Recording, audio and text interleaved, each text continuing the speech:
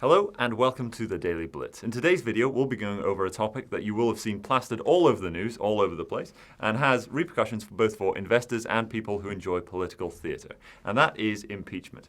Nikolai, what do you make of the Trump impeachment story, and is this something that we should be caring about, or is this something that we should be dismissing? The most important thing to understand, both for British people and for Americans, is that impeachment is not a judicial process. This isn't about somebody being hauled in front of a judge and being decided whether they've committed a crime or not. It's a political process. So it's politicians judging whether other politicians have committed not a crime, but have gone against their oath of office, basically. The way the process works is that the lower house, so the House of Representatives, the lower house of America's Congress, decides whether or not to begin the impeachment proceedings, and then the upper house, the Senate in America, decides whether or not the impeachment goes through, whether or not the president has actually violated his oath of office. So when you're putting it this way, it's less something like you see in a courtroom, but it's more really an opinion poll Of politicians. Of a politician by politicians, yeah. Right?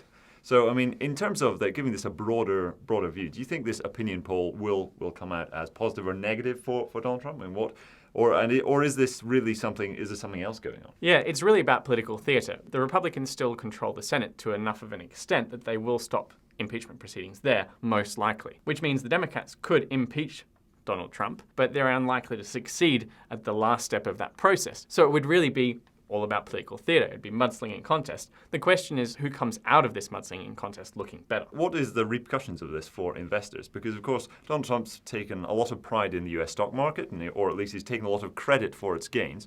How does this all relate to the impeachment proceedings?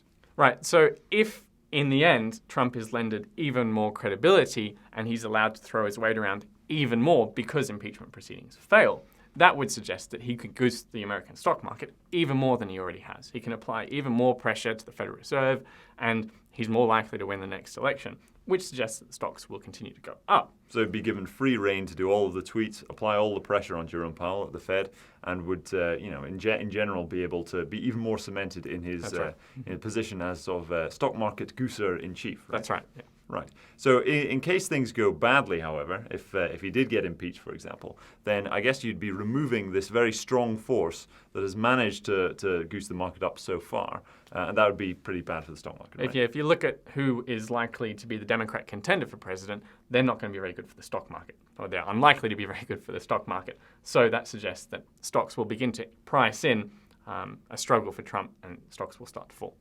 Well, there you have it, folks. I hope you enjoyed today's Daily Blitz. Thank you very much for watching.